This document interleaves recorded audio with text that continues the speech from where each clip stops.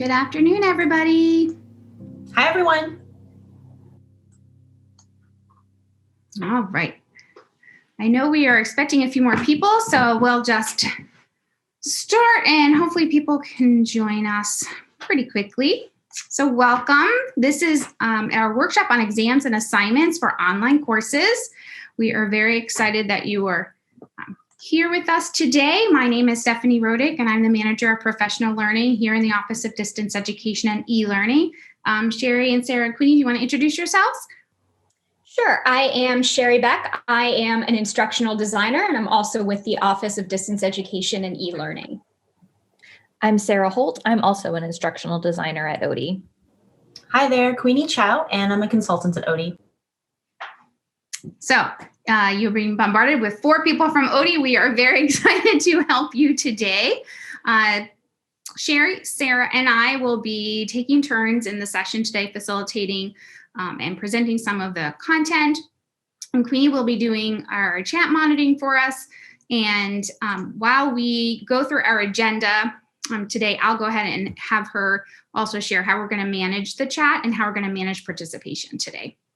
So first, just let's briefly look at what our outcomes are. So for this 90-minute session, we have a number of outcomes. We are hoping that you'll be able by the end to identify the considerations, opportunities, and maybe some limitations with moving exams and assignments online. We're hoping that you'll be able to modify those exams and assignments that best align with your own context. We'll hope that you can decide on how to modify potentially your learning outcomes, or maybe modify your assignments to better align with those learning outcomes. We hope that you'll be able to use some effective grading strategies, and then obviously know where the resources are. So our agenda will follow along with that list of outcomes. And we'll first start with some considerations, then we'll move into best practices, and that's where we'll spend most of our time together. And then at the end, we'll talk about resources. But as we move along, Queenie has kind of perfected some chat monitoring processes. So Queenie, do you mind sharing just briefly how we're going to use chat and have people participate? Yeah, I'm happy to do that. I'm going to post something in the chat here real quick that'll probably make your screen flash a little bit. In case you don't already have the chat window open, you'll probably see it most likely on your right-hand side. So on a computer, there's a speech bubble at the bottom of your screen. You can click on that to open the chat. If you're on mobile, you might have to give it a tap and click on the 3 buttons and you'll see a chat. So you should see my message there. I'll paste the slides, a link to the slides here in just a moment. We don't want people to feel too overwhelmed. So if you'd rather just focus on the presentation portion and ignore the chat window completely, that is totally fine too. And you don't have to read through all of the resources I put there. It's just a little bit of supplemental reading in case you want to go a little bit more in depth about some of these topics that we talk about today. So everyone is muted for this session, but if you have questions throughout, just feel free to type them into the chat and I'll be helping the presenters keep track of those, and we'll try to answer as many of those as we can. Great, thank you, Queenie.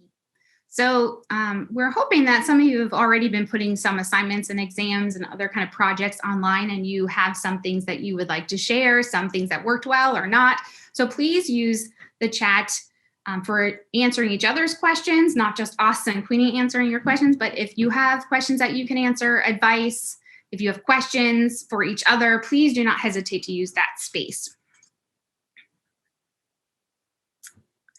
So I want to start with a very quick poll.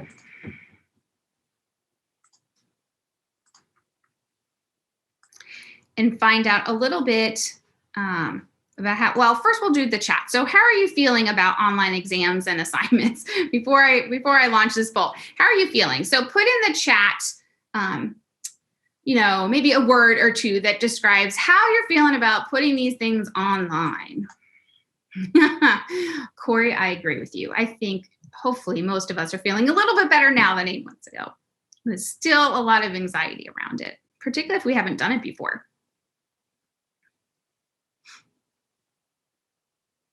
Yeah, so we've got all of those anxieties around just how do I put it online? What should I put online? And then how do I manage all of that academic integrity piece? All right, we have a nice wide range. So for all of my people who are feeling better, I'm feeling pretty good, please feel free to chime in on our chat for those of us who are maybe not feeling as great.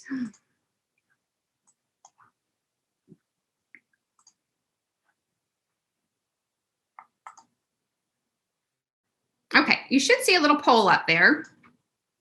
And we would like to know kind of what modality you will be teaching next term.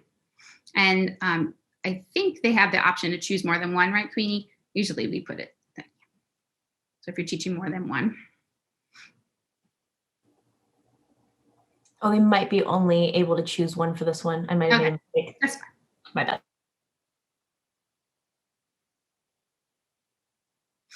All right, we've got about 85% of you, so we're just waiting for one or two more people. Thank you, Teresa, for the conscious incompetence comment. All right. So let's share out results. All right, Sherry and Sarah, this is who we've got here joining us today. So we've got no in-person for spring. We've got 3 hybrids, and we've mostly fully online. So this is the session for you folks. Thanks for joining us. And for those of you who are here supporting others, we feel you. That's our job too. So hopefully you'll get some good information here. All right, Sherry, do you want to talk a little bit about spring? Sure. So we'll just go over what the spring term is going to look like. Since some of these can impact the design of your course or your assessment, the term is from January 11th to April 23rd. The first 2 weeks are fully online. From that poll, it looks like none of you are going to transition to fully in-person after those first 2 weeks. But for those of you in a hybrid course, as of right now, we expect any in-person sessions to occur after those first 2 weeks. There is no spring break. In lieu of a spring break, the university is incorporating 2 instructional breaks. The first, February 23rd and 24th, and the second is March 31st and April 1st. And we do want to emphasize that these are meant to be true breaks where students and you can fully disconnect. We want you and your students to really be able to use this period to recharge and come back a little refreshed because they don't get that full week off. So we just want to emphasize that it's not necessarily a way to add more assignments or have students work on large projects during those breaks. We do really want them to disconnect and take some time for themselves.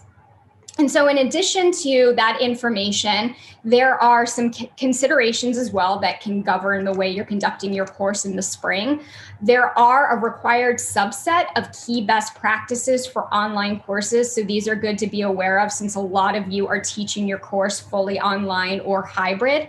There is the Karmann Key 4. So no matter the delivery format, even if you're hybrid, these are good things to still use. You want to make sure that your syllabus is uploaded to Karmann, that all of your instructional materials are online, that you've organized your grade book and that you're updating that grade book throughout the semester in Karmann, and that you're using Karmann announcements as your primary method of communication. We're also suggesting online submissions when possible. Even if you have a hybrid course where students have some in-person components, it's still good to have those submissions online so that if a student has to miss class, if they're sick, they can still turn in their assignments on time. So in addition, we want to be aware of some realities that are at play right now that might affect how you are getting through the semester and how your students are getting through the semester. So we are still in the middle of a global health crisis. Numbers are not where we would hope that they would be. They're continuing to increase. That can cause a lot of stress for students, some stress for you as well. Technology considerations. So students who maybe were expecting to be on campus are no longer on campus. They might not have access to the technology that they're used to. They might not have access to high-speed internet, and that's definitely going to play a role. There's the possibility that you could get sick, that a student could get sick and need to quarantine. So we do need to think about that when we're delivering and planning our course. There are also family and housing situations that might impact student performance. If a student is at home with younger siblings and those siblings are using the internet at the same time they're using the internet, that could cause bandwidth issues. There might just be increased distractions that students are dealing with.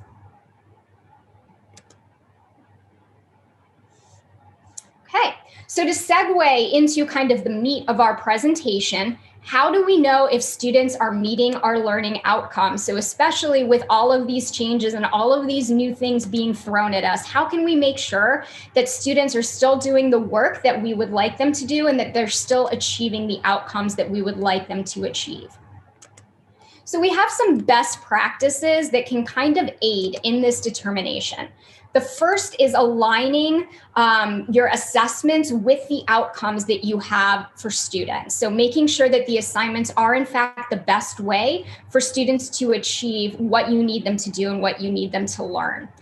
You can also incorporate authentic assessments where students can really see the relationship between what they're learning and their lives or careers.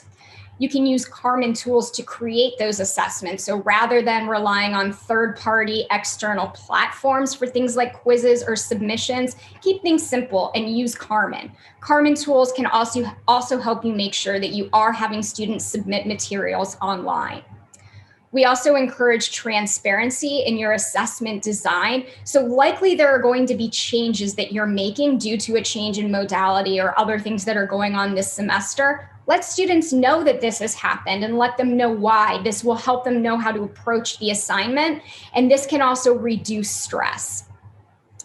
You can also think about redistributing the workload and the points values for assignments in a way that might fit better with a change in modality or might assist in levels of stress. And then create efficiencies in grading so that your own stress level is lower. And we'll talk about some ways that you can do that later on in the presentation. And Stephanie, I will hand things over to you for this next section. Okay, so let's start with learning outcomes. I'm going to assume that most of us, if not all of us, have been using learning outcomes in a way that really helps us design good assignments that really get to the heart of what we're trying to have students do. But I know that in the midst of all of those realities that Sherry talked about, sometimes that can get a little bit lost, or maybe we haven't designed our courses that way. Maybe some of us were just handed a syllabus and we've just been kind of starting from there and tweaking and adjusting and finessing, as someone mentioned, but we really haven't started from the beginning. So some very quick ideas on course design. So we like to start thinking about our courses with these goals in mind. And the goals are these big ways that you want students to be different, right? Be different citizens, be different kinds of students, have different kinds of thinking and skills. And then we take each of those goals and we really think about what those learning outcomes are. And learning outcomes are active verbs that we use to describe what students will actually be able to do by the end of the term, by the end of the course.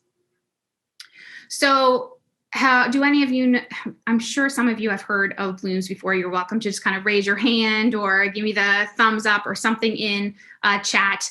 Most people know Bloom's taxonomy. They've heard of it at least before. Some of us may actually be using it quite a bit in your design for your courses. So it usually starts, it looks like a triangle. I made the triangle upside down, right? So it usually starts with things around remembering, right? This is what we would consider kind of the lowest level kind of cognitive skills that we would need, foundational and extremely important, but really just more about recall and can they recognize, right, something. And then it moves to understanding. Can they actually understand it enough to explain it in their own words? Can they make inferences of new information based on their understanding of this material? And then it moves out to application. Can they actually implement, right, the kinds of theories or content that you're teaching them? Can they actually take that information and apply it to something new? And then we move up to analyze. So for those of you who are teaching first-year students, maybe you're teaching lower level courses that have non-majors, for example. Maybe you're doing remembering, understanding, and applying are like your major topics. Like these are your outcomes that you're really focused on. And maybe some of you are teaching upper level courses, you're teaching courses for majors, you're teaching courses for grads and professional students, and you're starting to have more outcomes that are at the top of Bloom's triangle. And those are analyze, evaluate, and create. Right? So can students actually organize information in a way? Can they pull information apart? Can they take all of this content or this theory and pull it apart and be able to organize it in a different way, right? Can they do some comparing and contrasting and really differentiate between different pieces of information? That's analyze. Or do you want your students to evaluate? Do you want them to be able to use a disciplinary set of standards to critique or judge, right, some new information? And then lastly, create. And this is where they're actually generating new information, right? They're generating new knowledge. They're putting things together in a new way. So we're kind of curious to find out, where you're at with your learning outcomes. So I'm going to go ahead and give you some examples, but you can be thinking along the way, where do you sit with these learning outcomes? What's the course that you're teaching? And where do you emphasize the kinds of learning that you want students to be doing? And the reason why we're going over all of these right now is because the next step in a course design process is to look at your assignments. So far, we haven't talked about content really at all, right? So we're thinking about how do I want students to be different? What should they be able to do using kind of these active verbs? And then we want to think about how are we actually going to measure those things? And those are our assignments, our projects, our exams, our quizzes, our discussion boards, right? All of the things that we want students to produce, right? Where they may be showing us they can recall or showing us they can analyze, showing us they can evaluate something. And we're looking at each outcome and we're making sure that we are measuring it in some way with some kind of assignment. Now, what we don't want to see is maybe just high stakes kinds of assignments. So the things that you're going to see in today's session, particularly for an online course, they don't really work very well. We really want to break those down into more meaningful kinds of assessments that are less high stakes, but just as meaningful and just as important. And what we'll be looking for is how many opportunities do you want your students to have to actually meet those outcomes, right? So if you have an outcome about wanting your students to be able to evaluate things going on in your field using a critical lens, if that's what you want your students to be able to do, having them just do that with one assignment is probably not enough, right? If that's a really important outcome, we probably want to find a couple of different ways to help them demonstrate to you and to themselves that they can actually do that outcome. So very briefly, let's just go over a couple of examples. And in here, we've highlighted some of the Karmann tool sets that you already have access to. There are other ways that you may want to assess your students, but when you're online, the Karmann space is the way that's going to make the most sense for you and also for your students. It's the space that they're already going to be in. So we've listed out a couple of ways that you can potentially do this kind of assessment in your courses. So under the remember outcome, maybe, for example, you want students to be able to list the events that occurred between X and Y, right, that are examples of this, right?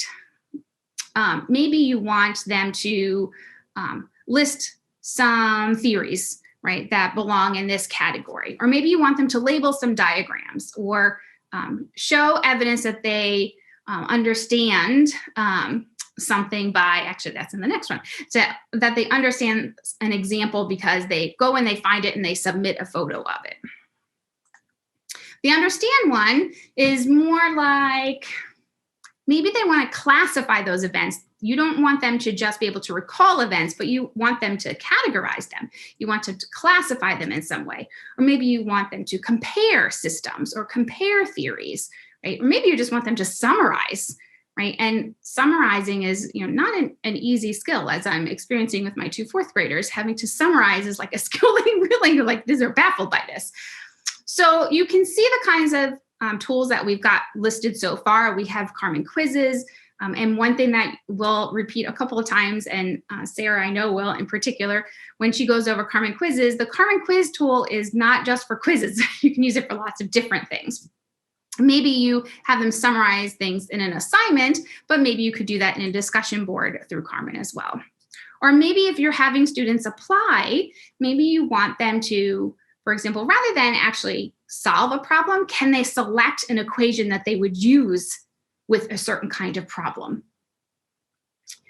That's a whole different skill than actually solving the problem. If they understand what they're supposed to use to solve it, right? That tells you quite a bit about what they actually can understand and then move to this next level of application. Maybe you want them to view some steps in some kind of process, some kind of demonstration, and describe what would happen next, particularly for those of you who are teaching things like, and when any of STEM, or like you're doing some kind of lab experience, Sarah actually will go through an example of something like that next. Okay, and then maybe you want them to describe the steps in a simulation. So rather than do the simulation, because that may be a hard part to do online, maybe they can just describe to you what the steps are. And for analyze, perhaps some of you want your students to explain how multiple elements interact with each other, right? Can they take one concept, split it out? And maybe they would do that in a quiz, but maybe that's a bigger assignment, right, that they would do. In evaluate, this is where we're trying to help students use some kind of disciplinary norms, some kind of standards, right? Some lens that you have taught of them about in your field, and you're wanting them to use that lens to make some judgments or some critiques. So you could have them, for example, critique a reading or critique a performance, right, using that lens. And again, that could be in a discussion where then they're talking to each other as students, or maybe that's an assignment that they submit to you.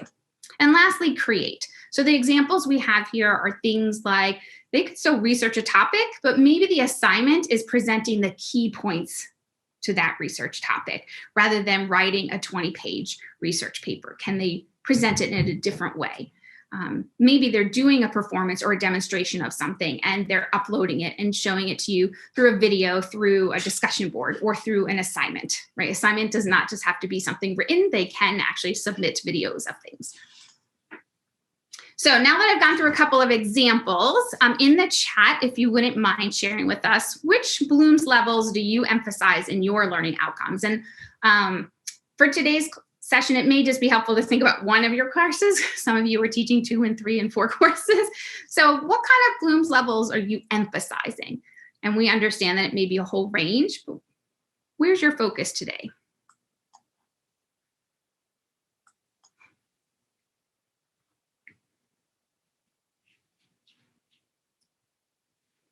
Okay, so far we've got a lot of analysis. Yeah, those survey classes, right? We're usually not having them do too much creating just yet. Yeah, so we've got a nice mix so far, but a lot of analysis. We've got some create. We're kind of like in the analysis part, and then down at the bottom. But we have a nice range, so that will actually help us as we talk through the rest of our session and give you examples. Okay, so one of the ways you can make sure that your assignments are strongly aligned to your outcomes is by creating authentic assessments. So authentic assessments are ones that are relevant to students' lives and careers. They have a clear purpose and they mimic what practitioners might do in the field. So likely when a student graduates later on in their lives or careers, they're not going to continue taking multiple choice exams. So we want to think about the sort of things that students might be doing later in life. Authentic assessments also involve complex tasks. They place students in situations where they might tackle a number of those different outcomes at the same time. So they might be understanding and remembering at the same time that they are applying or analyzing. They also provide students with opportunities to practice, to consult resources, or to get feedback from you. And we know from the research that authentic assessments increase motivation and engagement. When an assignment is purposeful and students can see that purpose and the way that what they're doing applies to their real life, they're more motivated to undertake the task and to do well with the task. So there are a couple of ways to introduce authenticity into an assignment. There's real world content where you might be connecting with what students are learning with what is going on in the real world. For example, current events, COVID, a lot of instructors right now are incorporating COVID into their courses. And really, it can be used for any field of study. It has a broad range of applications, and it's a way for students to really see how what they're doing is connecting to current events. Targeting a real world audience. So a lot of the times we'll have students write something or do something, and the student knows their audience is us, right? The person who's going to be grading the assignment. But we want them to think about what other audiences are out there, and how something can be framed or executed outside of the classroom. And then there are real world formats. So things other than exams or worksheets. Those are things that students might not use later in their careers. So what are the formats that students will encounter, and how can we incorporate those into courses? So a couple of examples of authentic assessments. You'll see if you read through these that they're written with particular fields in mind, but you can probably gain inspiration from them and transfer some of the ideas presented into other fields. And these integrate those three different things that I just mentioned. So a business plan, for example, is going to look at a real world audience. Writing a business plan might be for venture capitalists. It might be for bankers. It might be for customers. Conversely, a safe storage process for a museum collection. That's going to be authentic content. It's a real world application of the topics covered in, for example, a museum curation certificate. A lesson plan is going to be a real world format. So rather than having students take a test about a lesson plan or summarize what a lesson plan is, you can have them create that actual lesson plan. And so they get experience with that format. And we know from that question that Stephanie presented at the outset, some of your concerns going into the semester are academic integrity. And using authentic assessments can be a way to ensure that students aren't committing plagiarism or aren't falling into the trap of academic misconduct, because it's difficult with these to search for, find an answer online, and incorporate it. So next up, I have just a couple of examples of authentic assessments to better illustrate what these might look like in the classroom. This first one, toxicology in the news, this was for a pharmacy course where students were asked to find real world topics about toxicology in the popular press. And then each time they would choose a different viewpoint when answering questions about the article. So they might answer the questions as if they were a facility safety officer, and then the next time they might answer them as if they were a manager. And this incorporates real world content, right? It's the sort of events or issues that they might encounter on the job. And this helps them consider the different lenses through which they might think about or impart the information that they're learning.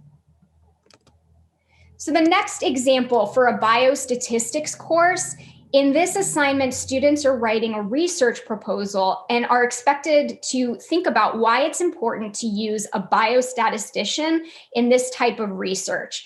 In this assessment, they're asked to explain the role and the importance of the biostatistician within that proposal. So this is a focus on authentic audience and format. The audience for this is the National Institutes of Health, and the format is a research proposal. Both of those things students might encounter later on in their lives or careers. So they're communicating with that real world audience and doing so in a real world format. And at the same time, this is getting at some of those different levels in Bloom's taxonomy, asking them to summarize and synthesize information that was discussed in the course. So that in this way, the instructor was using an authentic assessment to help students negotiate a complex task. So just two quick examples there, and you might think about how some of these techniques that the instructors use could be similar to the techniques you might use in your own course. So just a question for you to get you thinking about so far, what sort of tasks do you ask your students to do that might be authentic in their exams or in their assignments? If you just want to go ahead and tell us in the chat.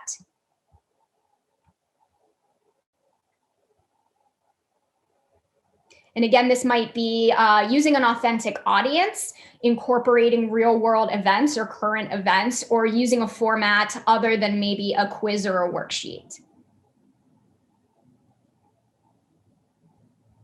Policy proposal. Yes, perfect. Ooh, fashion styles. What current fashion styles are inspired by historical fashions? Yeah, I've been watching a lot of 90s TVs. Flashbacks to that.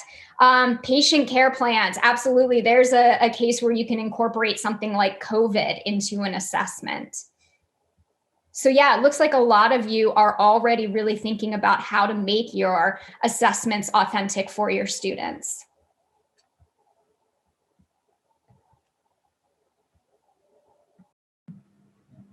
So it looks like a lot of you have great ideas for the kinds of authentic tasks you want students to do. So we're going to spend a little bit of time looking at ways to make the Karmann tools bring those assignments into the online space so that you can assess them on those same outcomes and have them be submitting and completing work within Karmann. So we're going to first think about that idea that Sherry was talking about of having authentic audiences. And so one of the ways to think about which tools you want to use is to think about your audiences. So there's two main places that you can turn work in Karmann. One is in Karmann quiz tool, and one is in the Karmann assignments tool. And we're going to kind of go through why you would choose either one of those tools to accomplish the things that you're brainstorming here in the chat. The quiz tool is called quizzes, but that's very misleading. You can use it for many, many other kinds of assignments and even activities if you want them to practice with something before you assess them on it.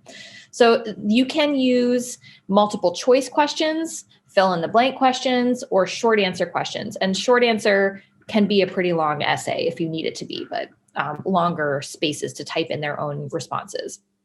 You could use scenario-based or interpretive exercises. So any kind of role play or kinds of where you want them to practice making choices can happen in the quiz tool. So for those of you who were mentioning that you had those kind of higher order outcomes that you wanted to assess, this could be a really great tool, even though we might traditionally think quiz equals recall or identify. We can do higher order things with this tool if we're creative about it. We usually recommend that people use the quiz tool with open book kinds of questions, and then you can use times to help students get through that and recall a little bit faster. So I noticed there were some people who were concerned about cheating, a lot of COAM cases, a lot of concerns about academic integrity. So with quizzes, you can set time limits, and that can be a really good way to use that technology to reduce that kind of misconduct. We can also choose the assignments tool.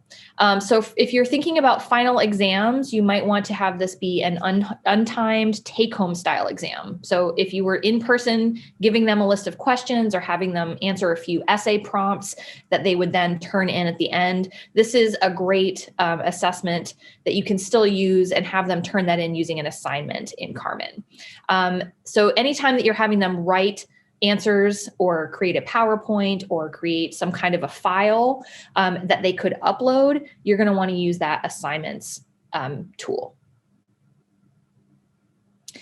This is an example of really good quiz instructions. So when we're thinking about the quiz tool, another thing that a lot of people don't realize you can do is that you can give them way more instructions than you might normally be used to doing in a face-to-face classroom, where you might just hand them a worksheet or, the quiz paper, and then everybody flips over the papers and takes it together.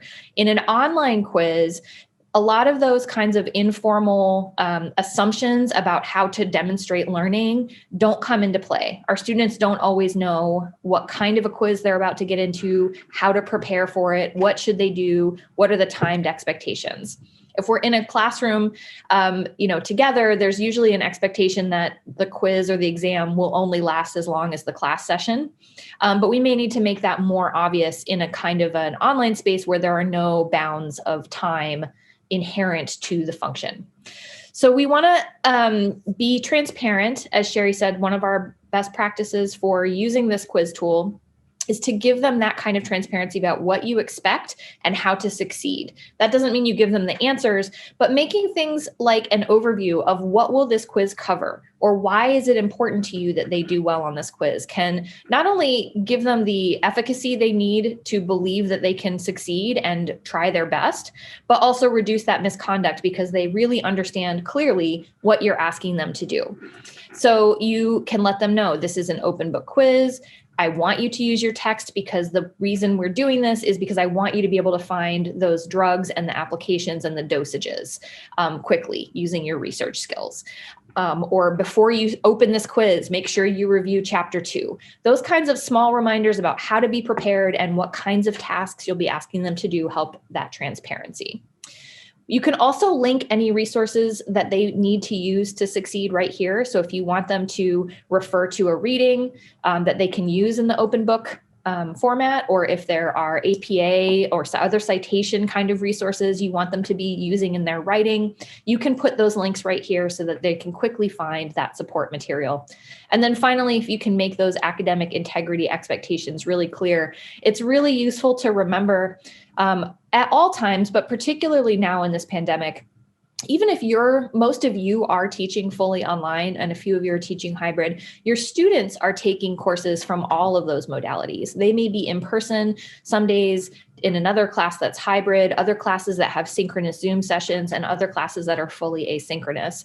And what counts as cheating or what the expectations are in any of those classes may be very different. So in Sherry's class, everything may need to be fully recall. No, don't use any resources, no open books, do all your own work. And in my class, I need them to collaborate in teams and ask each other for help and have an iterative revision process where they're constantly turning in newer versions of the same work. So we want to make that really clear in all of your instructions. This is what the quiz questions look like in the student view, or as they are encountering the kinds of things that you might ask them. So you can see that question 7 shows a multiple choice quiz question. And so anytime that you want them to see some information and answer a question about it, this is a good tool. And so you can make these questions for those recall, identify, describe, explain kind of outcomes, multiple choice to save your time on grading. And you can ask them sort of authentic questions and still have it be multiple choice by thinking through that outcome based. You need them to describe it, understand, identify, those kinds of things. But you can also ask them short answer questions like question 8. So here you may ask them to describe their thinking, to explain the process, to make a connection or synthesize, and let them write those higher order questions. Yes, grading a shorter answer question like this is going to be more work for you, but having it in SpeedGrader and having maybe part of the quiz auto-graded for you with multiple choice and offering them 1 to a few short answers can help break up some of those concerns about misconduct without completely making it a fully essay quiz for you to grade. For the rest of the term, when you might have lower stakes assignments, I saw some of you were mentioning that in the chat, that you may want them to do a series of assignments or some things that are scaffolded, building to something bigger. Not just for exams, you can also use the assignments tool for any assignment throughout the term. So these are all assignments are going to be untimed, but you would want to have a due date within the term and give them some heads up so that they are not encountering that on the day that it's due. So we've talked about that best practice being building your grade book. You want to give them some sense of what the calendar is and when these are due in that online space. She wants to be internet famous today. She's all over me trying to get in this camera. I'm so sorry. So with the assignments tool, you can think about this as anything that you would think of as like a take-home work. So this could be homeworks, problem sets, any kind of take-home essay that you want them to write or presentations to turn in, anything where they're going to create and write and then upload that in a place that only you are going to see it. If you are the person who is going to give feedback or grades, then an assignments tool works really, really well for this. Whenever possible, if you can offer options for the submissions, setting these assignments up inside Karmann makes that really easy. There's several different options you can click. And what that means for you functionally is thinking about that limitation that Sherry mentioned, that many of our students are working in odd places for them that are not their preferred learning spaces and may not have access to all the different devices that they would prefer to have. So for example, if they're home and sharing one family computer with multiple students working in schoolwork, they may not be able to access the laptop at the times that they want to have. So they may be trying to write their assignments on an iPad or on their phones, or they may be using outdated technology that's a little bit slow when they're trying to create PowerPoints with images. So whenever you can, offer them the option to create a video, make a PowerPoint, do text, or submit a file or a document, that gives them those options to work on multiple devices and get the work done in a way that is fitting the limitations that they have access right now. Anytime you are having them submit things in Karmann, there is a little box. This is a very small thing, but it makes a huge difference. Make sure that you submit that or create that as an online assignment type.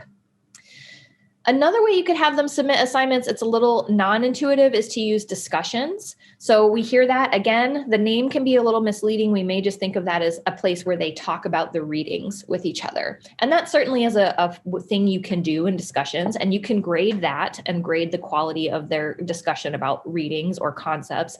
But you can also let them do individual contributions towards a project. You can have them work in smaller groups. For those of you with large enrollment classes, this is a great way to reduce that grading load and have them split into smaller groups where you are just giving everyone a grade in that discussion.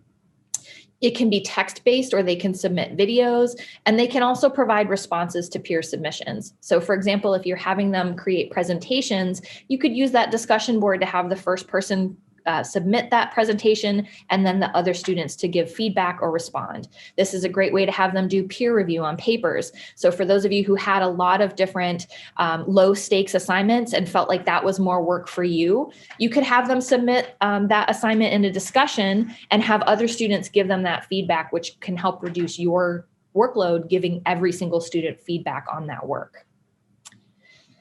I saw Wendy had a question about the difference between due dates and open to dates. In the pandemic, I don't see a ton of utility in having the assignment completely unavailable to students. We've heard from everybody teaching over the past 3 semesters that our students are quarantining, isolating, having health problems, having interruptions to access. So you can make the due date, and then we would strongly encourage you to be flexible with accepting late work. How you choose to do that policy is up to you, but I don't see a ton of utility at this time to completely closing it and using that open to option. Letting students do the work, even if it's for reduced points or for no feedback or at some kind of another trade-off there, is probably still better to have them do it at some point than to completely close it off and say you can no longer even try to do this learning assessment here.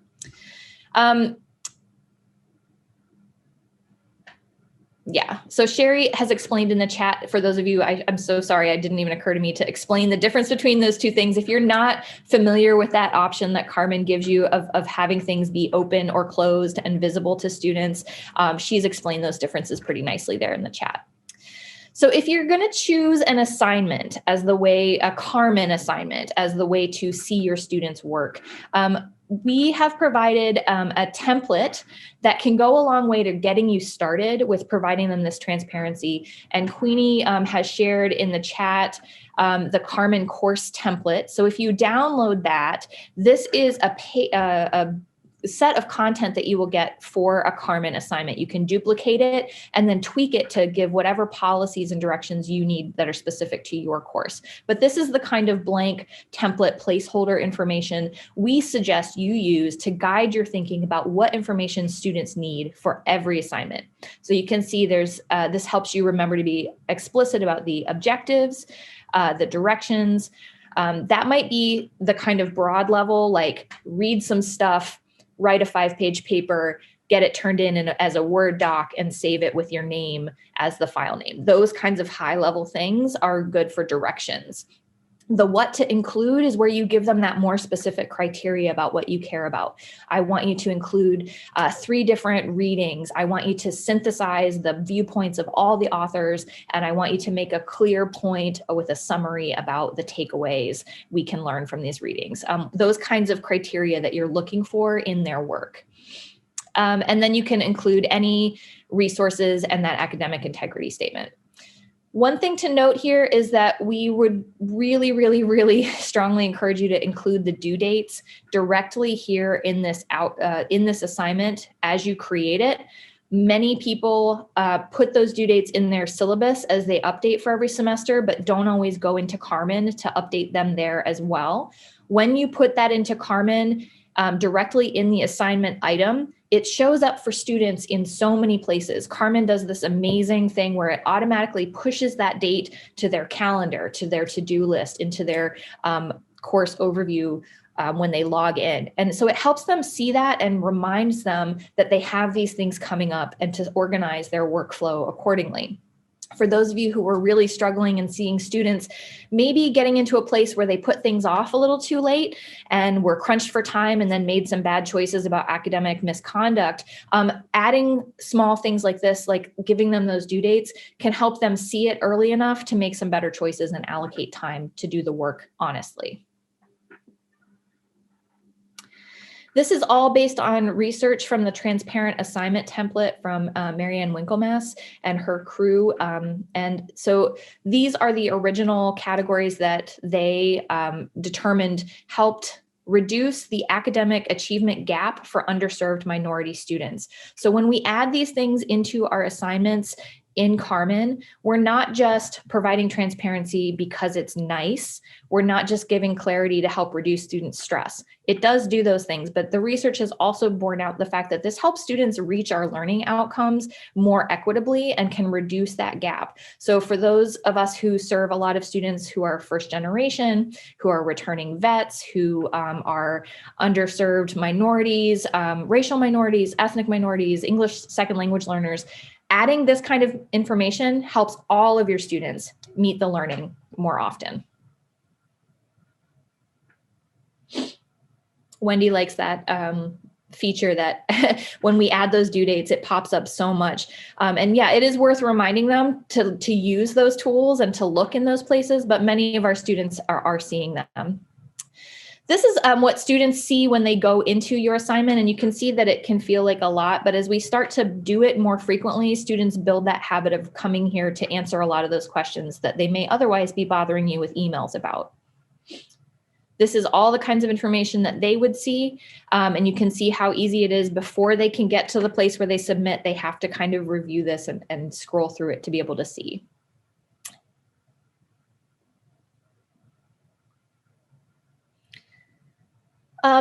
Many of you may have things you've used in the past in person and face-to-face classes that you now want to assign online. Even if you're teaching hybrid, we would, again, as Sherry mentioned, strongly encourage you to have those submitted online. And that's pretty easy to do and incorporate right into these Karmann assignments themselves. So when you put those directions for how to prepare and what to do, you can load that file directly here. Excuse me. So you can put your PDF or your Word doc or a link to a collaborative document that you want them to fill out, and you can just reuse that same material. You want to consider whether this is going to be an accessible worksheet, and we have lots of supports for how to make that if you have not ever checked your materials. But the bigger point is that you don't have to completely type everything into Karmann. If you are already using materials that have a lot of those specific directions or those specific questions, you can use those files and put them right in here and save yourself a little bit of that work time. And then students can add to the doc and then re-upload it for you to grade.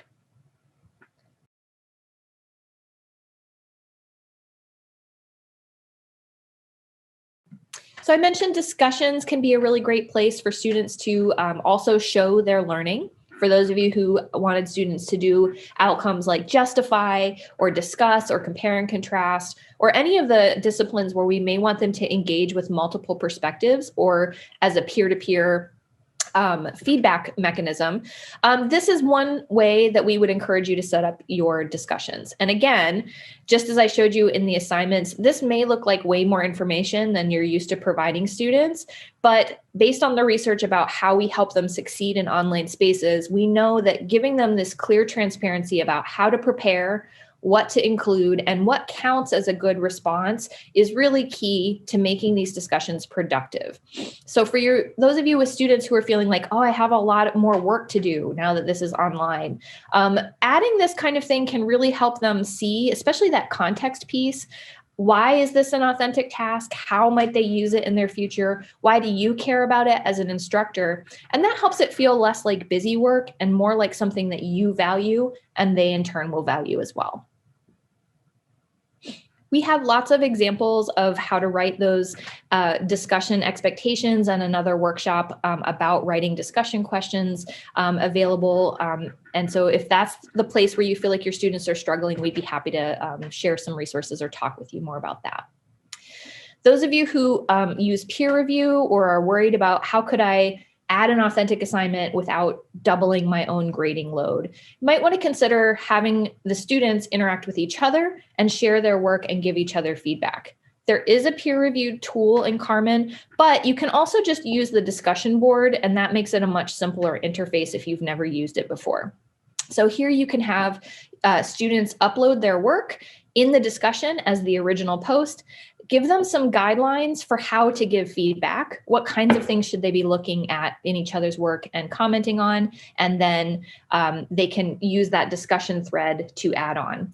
This works best when you put them in small groups. If you have 40, 50, 100 students, it's going to be really hard for the students who post later in the week to get any feedback on their work. Everyone will kind of jump in and you'll have 80 comments on that first or second poster. So you may want to use the groups function to separate them into groups of 6 or 8 to give each other feedback in a smaller loop. We also know that some of you are teaching things. I saw someone had in-person clinical assignments or you may have something where students need to demonstrate a physical skill or some kind of a application that you need to see them doing in a performance-based assessment. These are really tricky online, and I don't want to sugarcoat that it will not be the same as being able to see a performance in a 360 live environment together. But we certainly can still use some of these tools to be able to get to that learning. So if it's not important to you to see it in real time and you want to see their best work, you can let them use that Karmann assignment tool to create a recording of themselves demonstrating the skill and upload it as a video file that you can then watch and give feedback on. If you need a real-time performance, if you have juries or something where the ability to do it over and over or in real time is important, you can use Zoom. We would encourage you to offer time slots and let them choose and sign up. That's due to that access issue Sherry raised earlier. They may be sharing devices or bandwidth with multiple students, or they may not be in a quiet place if they're in the dorms or in isolation. They may know when is the best time for me to be able to have high-speed internet and to have a low distraction environment to give my best work during this time. And that may add a little bit of stress to you. So I would encourage you, if you know you need to do that, think about that as early in the semester as you are able and talk with your students about it. You may not have every single student needing to do it at weird times, but you would want to be open to finding something that will reduce that stress for them in that performance moment. And then also you can use that discussion thread in the same way. They can post their videos and share it with each other. They can put a text describing what they did or how they improved in their performance over time. I saw a weightlifting class for fitness where the students kept a log through the whole semester on their exercise regimen and the weights that they were able to lift. And the final exam assignment was not to actually show them lifting the weights, but it was a reflection on how had they improved and what had they learned when they went back and looked. So you may not need to actually have them perform depending on what your outcomes are. You may be able to have them reflect on their performances or their growth. And also for those of you who have labs, which I know is a huge amount of students in this university, is you can use the Karmann quiz tool. Anytime you want them to see something and answer questions, which is often what we're doing in labs, is see something, answer some questions. So here's an example from anthropology where normally they would be holding these stone lithics and identifying them. Here they have high quality photographs to be able to look at the different artifacts and identify them, seeing information and identifying. So even though it's called a quiz, now we can use it for a lab. You can combine this with that kind of demonstration performance that I just talked about. If that's an important part of your lab, you can put this right into a discussion or even into the quiz tool where you can have students record in Karmann. So if you want them to do something and see it as part of a broader assignment or discussion, you can have them go into this tool right in Karmann. And this is the same little editor that we all have access to as instructors. Students have that as well within the Karmann questions. And you can see this is Stephanie's gorgeous 2 a.m. attempt at recording something in here and screenshotting it. And so there's a little recorder built in there. Anything very short that you want them to do, if you want them to give a verbal response to a question or quickly demonstrate something, they can just use this simple media recorder within Karmann to do so. That was a lot of tools and I went really fast. What questions do you have for me?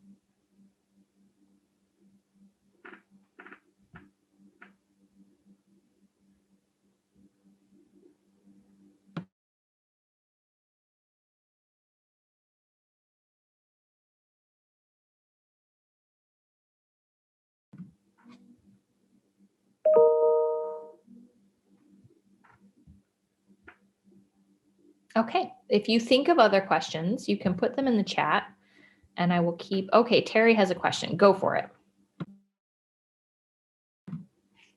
If it's very long, you are welcome to type it in the chat and I will respond there. And we'll keep moving on and I'll be in the chat with you, Terry, so feel free to type it all.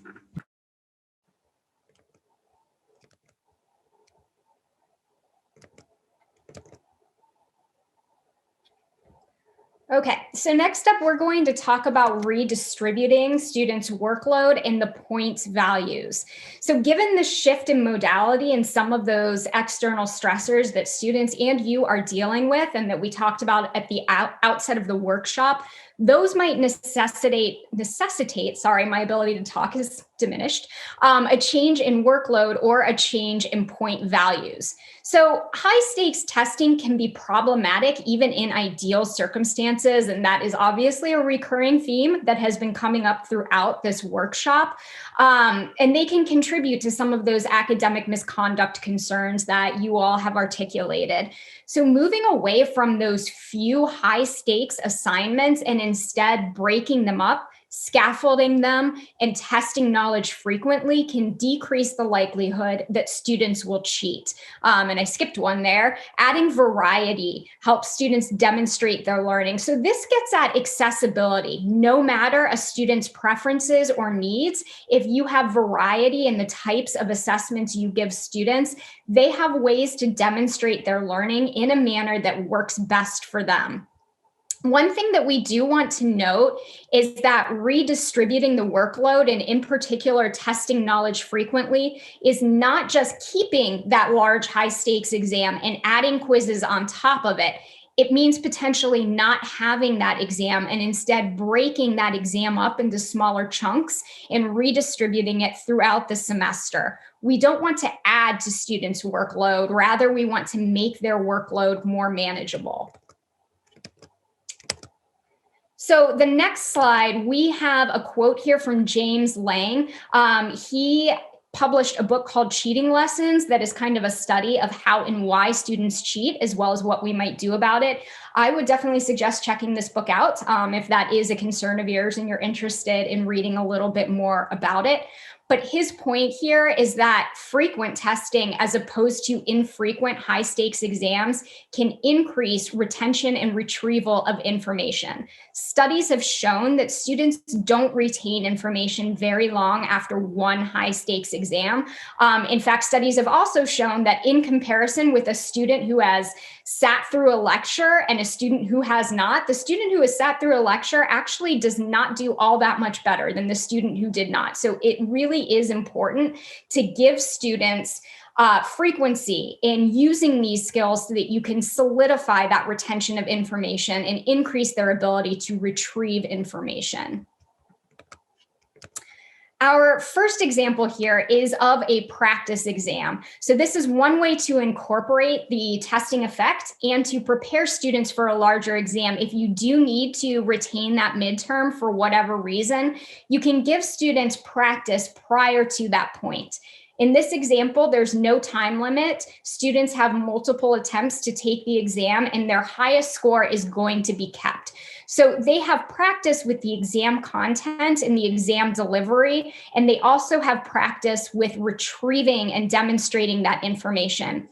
And something to emphasize is that, there can sometimes be concerns with giving students multiple attempts, that they're just going to randomly click answers or take it again and again until they get a perfect score. If you take a look at the analytics when you use multiple attempts, you'll actually see that students tend to try about only 3 times. So they're really trying to learn. They're not just randomly clicking if that is a concern of yours.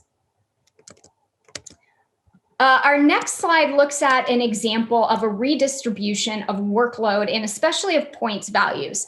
In this example, if you look at the before and after column, the final exam has been decreased from 15% to 10%. So a final exam is retained, but the stakes of it have been lowered a little bit. Graded quizzes were increased from 15% to 20%. So you're emphasizing the lower stakes assessments a little bit more in this example. And then discussions have been raised from 10% to 25%. So again, just more emphasis on a lower stakes assessment to take some of that pressure off and ease some of the workload and some of the stress. The next example is the use of quiz banks to progressively assess knowledge. There are quizzes for each week, but later quizzes touch back on those previous weeks. So it's an example of kind of interleaving. The first quiz focuses exclusively on week 1 content. The second quiz uses 2 questions from week 1 and then 8 questions from week 2. The third quiz has 2 questions from week 1, 2 questions from week 2, 6 questions from week 3. So it's a way, again, to touch back on those previous weeks so that students get repetitive exposure to the content and are incentivized to keep recalling and keep drawing on information from previous weeks. A couple of things to add. Within each week, the questions are randomized. Sarah talked a little bit about using randomization of questions. That way students get different combination of the questions for each week, so they're not getting those same week 2 questions each week. Week 1 is also eventually dropped. So you don't want to, by week 10, have 1 question from each week. By week 4, you could drop week 1 content. Students have, a good amount of practice at that point with recalling information from that previous week. The next example shows this practice to you from the instructor end. So you can see that there is a test bank set up for each week. This is a little bit of labor up front, and managing that labor can be a little overwhelming, particularly as you're just getting your courses ready on a broader scale. But you can think about whether there are ways to bring in help from your instructional support system. So if you're teaching a course where there are multiple sections, all of you can work together to create some of these question banks. Or if you have a GTA, the GTA can help you. You can also consider having students create and submit questions for some participation points and then using those questions within the exams. That can take a little bit of pressure off of yourself. It also gives students some practice with some of that higher order learning. And then we want to think about exams or assessments, not just as a way for students to demonstrate their learning, but as a way to deepen their learning so they can continue learning while they are completing these exams or these assessments. Sarah talked a little bit about open book exams and how these can be really useful for students. An additional consideration here is that you're having the focus not just on regurgitating information, there's also a focus on locating and retrieving information.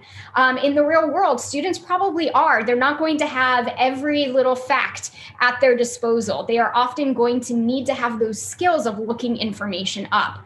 While you're using those open book exams, though, we do want to make sure that students are still challenged. So you can use a quiz bank and you can randomize the questions and that prevents students from being able to anticipate the questions or to associate questions with a particular week or a textbook chapter. So if you always, for example, have the second question come from chapter 2, students will kind of know that it has to do with chapter 2 content. We want to avoid that, and randomization of questions can help. Open-ended questions can get at higher order thinking. So again, students aren't just coughing up information, they're applying and thinking about that information by responding in an open-ended fashion.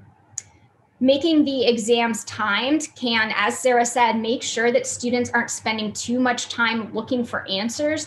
It's also still an incentive to study and to know the material prior to going into the test. You can also ask students how they arrived at an answer, or ask them to think about their learning process. This encourages them to reflect on their learning. They can also think about where they've been challenged and how they might overcome those challenges. This, again, is another way to prevent cheating, because students aren't just giving the answer, they have to explain how they arrived at that answer. Then using exam wrappers. Exam wrappers are questions that are included at the end of an exam where you can have students tell you how they studied, how they think they did, and how they think that they might do better coming up. So a lot of these examples have been focused on quizzes and exams, but you can apply these to other assessment types as well. A large research paper, for example, might be broken up and scaffolded with the points distributed across the submission of, say, a proposal, an outline, a draft, instead of just that final. If you have students do a big presentation at the end of the semester, you might give them a practice presentation before the real deal so they can get experience doing that. In a week 6, maybe discussion board, for example, students could be asked to incorporate something learned in week 4. So you still have that progressive application of information.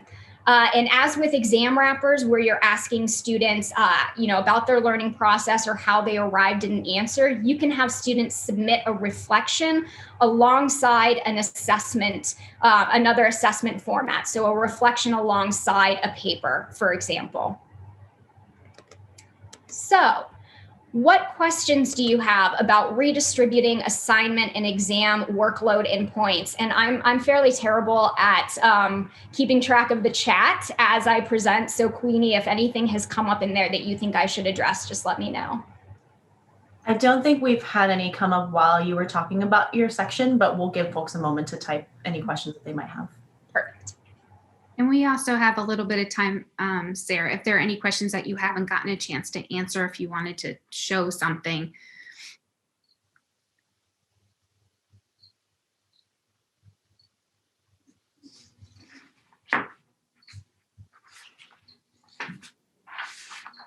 Yeah, I will pull up a Karmann practice shell to show a few of those settings and how to add the photos and stuff. But if we maybe just wait till the end, because we'll have to switch screen shares. So I'm going to pull up a couple of examples for Maribel and Ian and anybody else that was asking about how to actually do a few of these things that we've been talking about. We'll be able to do a little bit of a demo at the end. And Lucy just put in a question about how to decide how many assessments to give each week. So a couple of things you want to think about if you're transferring to a new modality. So if you're going to online instructional delivery, whereas previously you had an in-person instructional delivery, you do want to make sure that there's comparable rigor between the courses, so that it is similar to what you might have students do in an in-person section. And you also want to make sure that students are engaging with the material at least once a week. It is hard to give any definitive answer about how many assignments. That's going to depend on a variety of factors, including the number of credit hours, the type of class you're conducting. But you can think about having that equivalent rigor in your class might help you kind of determine that.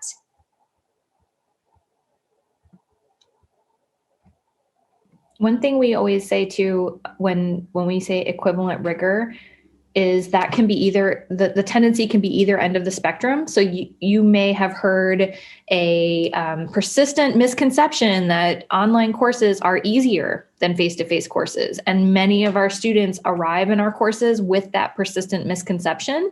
And so a normal, rigorous amount of work may feel like a lot to them because they expected it to be easier. So you may have to do a little bit of communicating with them at the beginning of your course about, yes, you do have work every week. And they may not have been expecting that. The other end of the spectrum is that without those bounds of I meet this time for this amount of minutes with my students in this physical place, we can also have a tendency to just kind of cram and add and add and add. I'll just add more readings. I'll just add another video. I'll just add another assignment. And that's not sustainable for you or your students either. So when you're thinking about a lot of this redistributing or that rigor idea that Sherry just mentioned, check yourself. Are you asking too much that you can't keep up with for grading and giving meaningful feedback and really connecting with your students? Are you asking them to do too much, more than you would ask in a face-to-face class? But also, when you're asking them a realistic amount, you may have to do some coaching and some communicating because they may not have expected to do that same amount of work. And Lucy, I think polls are a really good opportunity to see if students are engaged. They're also really helpful to see how students are doing with the material as you're presenting it. When you're sharing your screen, right now I can only see 5 of you. So whereas in an in-person classroom, I could scan the room and see confused faces. If students are confused, you might not be able to see that. So a poll that kind of asks students to check in and ask them a multiple choice question can be a good way to see if students are grasping that material. Do we need to move on? How are we on time? We are fine on time. I had a question about, do I have to provide feedback for all assignments? Excellent question. Mm-hmm. That would be helpful to students, but there are different ways you can think about providing feedback. Sarah mentioned using the quiz tool for things other than quizzes. And a great aspect of the quiz tool is that you can embed feedback in those questions. So students can automatically receive feedback based on how they've answered. You can consider having students be a second pair of eyes for each other, doing a peer review. That can be another way that students can gain feedback. To answer Lucy's other question about a Zoom workshop, we will be redoing all of the Zoom workshops we have been doing since March. So there'll be a series of 3 of them that are coming up here very shortly, right after the break. Some even just had to do a poll. There are things that have changed. Zoom keeps doing updates, which is great, but there are videos and there are tutorials on our Keep Teaching site under Get Help. You'll see where the playlist is. But we will be redoing those so that we can walk you through step by step. Okay, were there other questions we didn't get? I wanted to address fungicides. She asked, do I need to provide feedback for all assignments? And the answer is no, especially not individual feedback. But I would think about what assignments do students need to have that in-depth feedback and choose a few points through the semester to give them that in-depth feedback. You want to at least give it to them sometimes, but also just acknowledging that they've done the work can go a long way. So you may grade for participation If you want to have them do small, low stakes things just to be practicing, you could have practice quizzes where they can take it as many times as they want, where you're not giving feedback, but they're kind of constantly getting that feedback from getting right or wrong answers that are auto-graded. Or in your weekly overviews or announcements, you might mention some group level feedback. I graded everything. Your grades are up in Karmann. I wanted to note that the whole class is doing so much better using your citations in APA format, but many of you are still struggling with your conclusions. And so I'm going to review that concept this week. So you can give that group level feedback and at least acknowledge that you're seeing their work and that you care about the things they're doing well on, even if you're not individually every assignment mentioning something to them.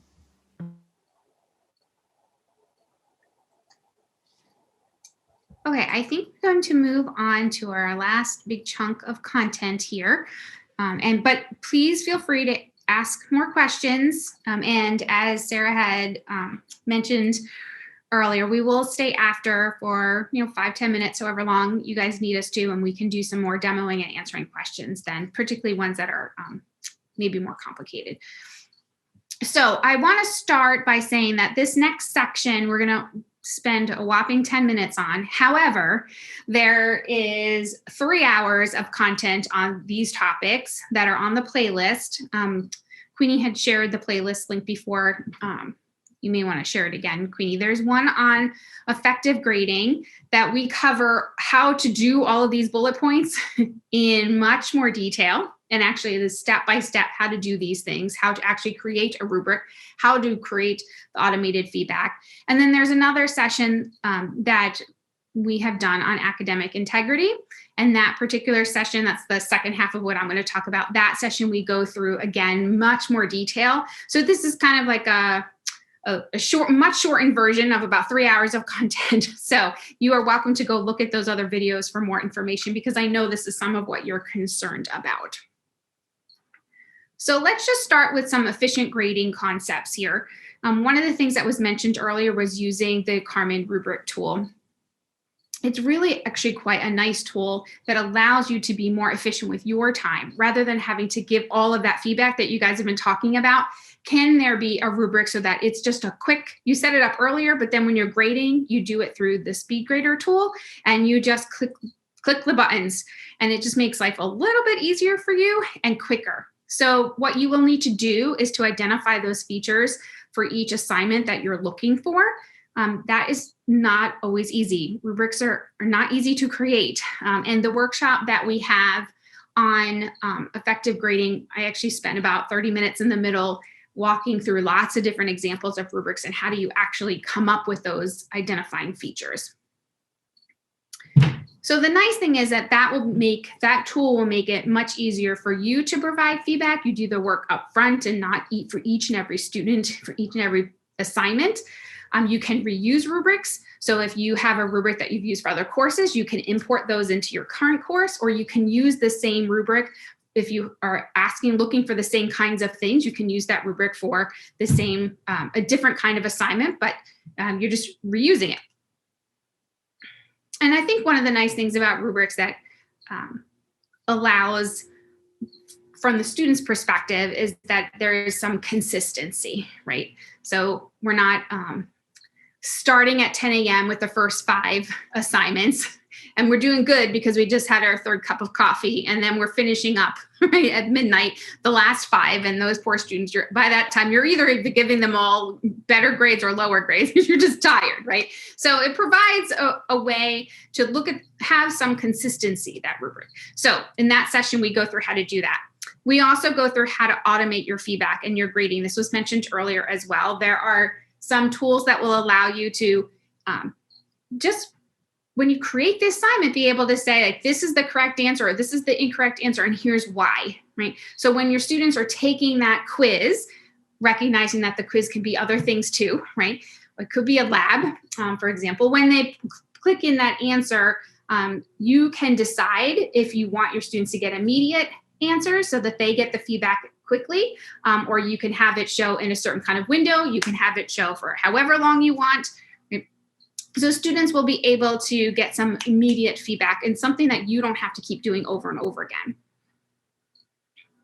And then one thing that I think I personally found helpful is like, what is going to make it more efficient for me? Is it going to be more efficient for me to type an answer, or can I do pieces of the feedback as a video or an audio file that I put in my Karmann course? Some of it's for everybody, right? So maybe there's some feedback, as Sarah was said, there's kind of that global feedback for all my students, and I want to spend the rest of my time for each student individually. I may want to write that out, or I can also respond to students with a video. Sometimes that's just easier and quicker for folks to just talk it out. So please know that Karmann allows you to do that when you're giving feedback. You can do audio or video. And then lastly, we just want to make sure that we're also mentioning, remember way back in the beginning, we talked about some of the challenges that we're all dealing with, some of those constraints around the pandemic and stress and health. I think spring is still going to be really important for us to make sure our feedback also provides some reassurance and some positivity and some focus on growth and resiliency. I mean, it's never really good for us to crush the souls of our students if they're not doing well. So I don't advocate that after spring. But I do think that we can find ways for us to show a little bit of that culture of care that we're trying so hard to have here at Ohio State, right, through our feedback. So are there ways that students, that we can give feedback where students can see where they started, what was the good part? How can they move on from that? Right? How can they build on this? And just framing our feedback in a way that is really helping our students be resilient. Stressful times is not a time for that resiliency comes easily, right? So if they are getting poor grades on something, it's much easier in a pandemic to shut down. And that's not what we want, right? So this is just a quick example of what the Karmann rubric looks like if you have never seen it before. This is a very simple example. I have much more complicated ones in the other session that I've done.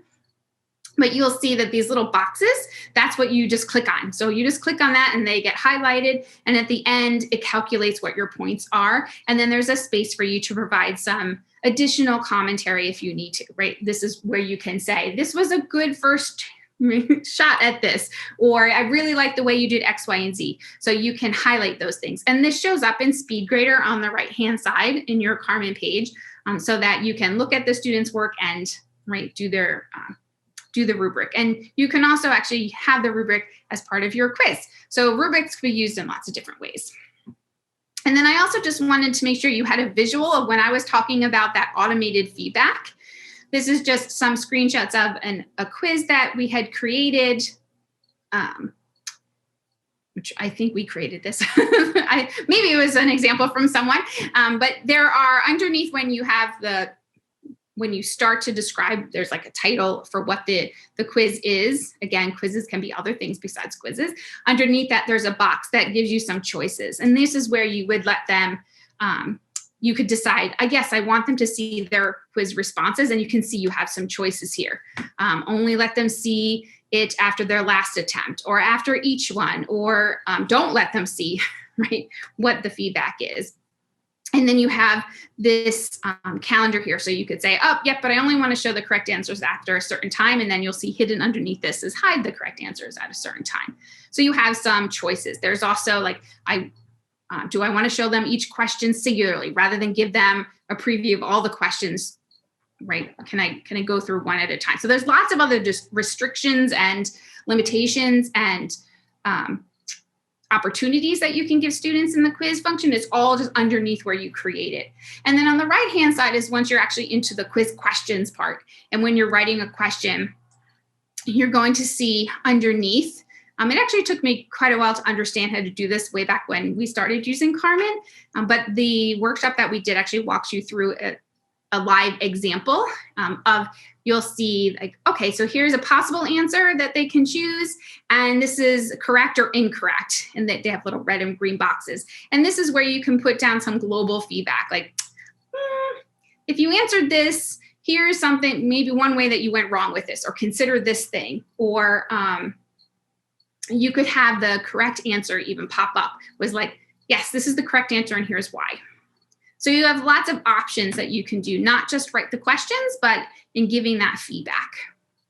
And then lastly, we just want to come back around to this academic integrity piece. I know you guys talked about it in the beginning, and we've tried to kind of fold it in through our whole conversation today, that if we design our exams and assignments where things are scaffolded and broken up and we're giving feedback along the way, and we are right, if we do all of these best practices that we've talked about, hopefully that already takes care of quite a bit of the academic integrity issues that you may have come up.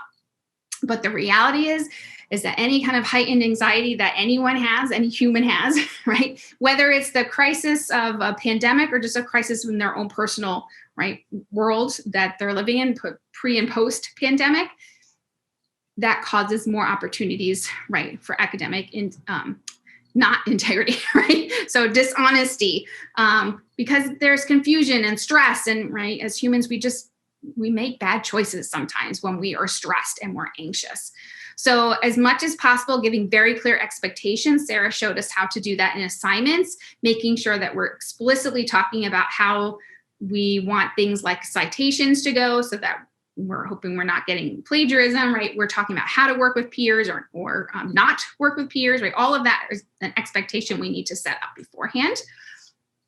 And then we had talked about using those scaffolded and authentic assignments.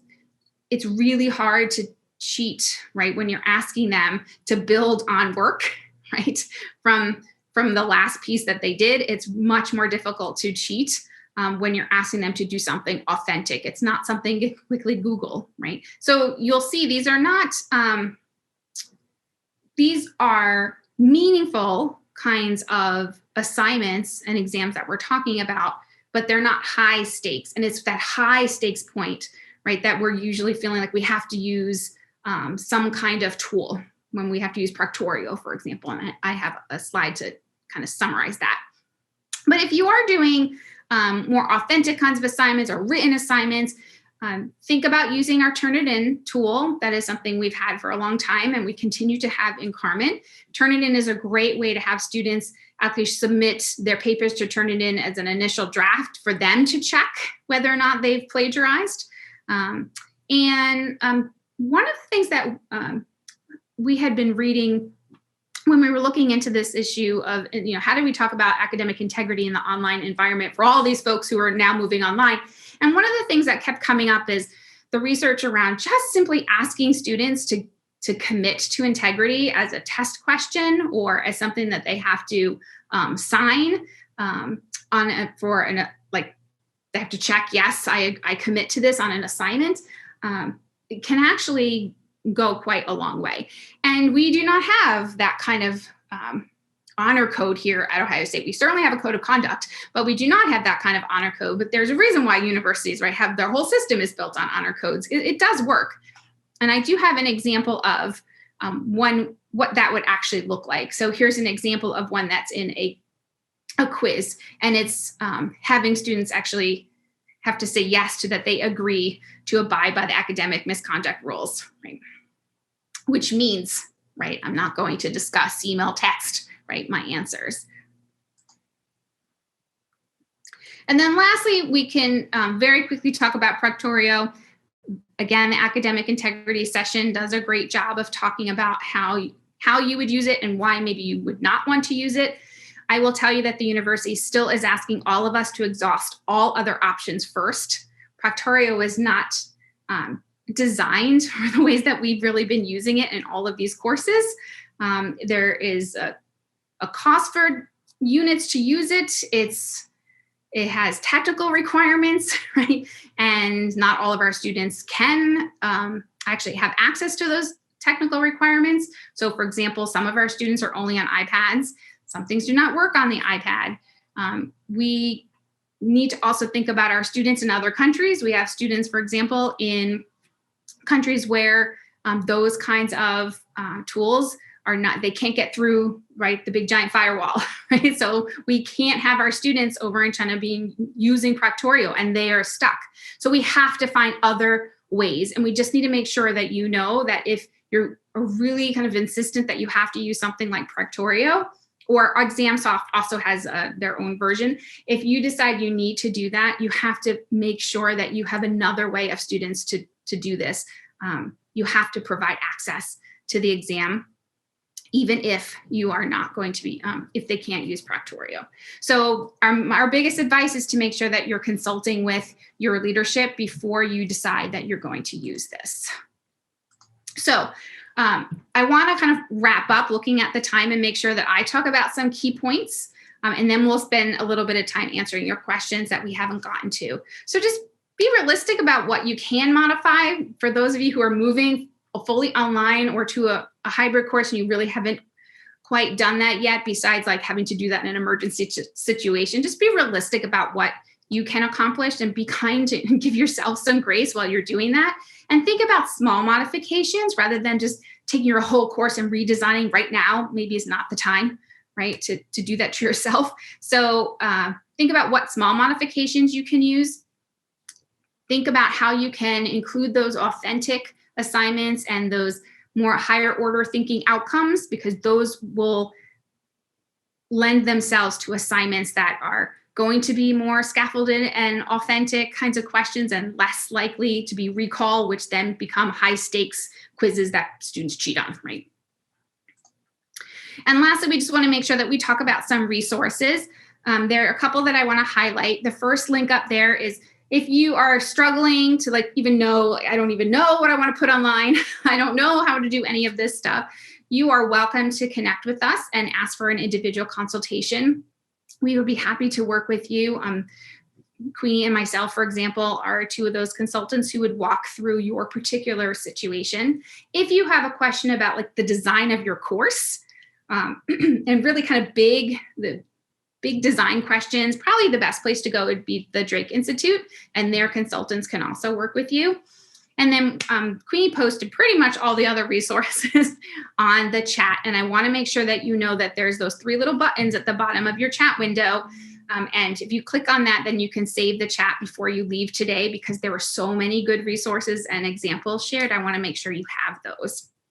And very last bit of thing I should mention is that this particular session is one of the sessions that counts towards the teaching endorsement for teaching online. So please make sure that you write down for yourself that you attended today, and you'll want to put that on your teaching endorsement application, and that's through the Drake. So thank you so much for attending today. We are so appreciative that you've taken 90 minutes of your time to spend with us talking about your online assignments and exams. And for those of you who have to go, we totally understand, and we hope to see you at another workshop soon. And I thank Sarah and Sherry and Queenie for helping me with this session today.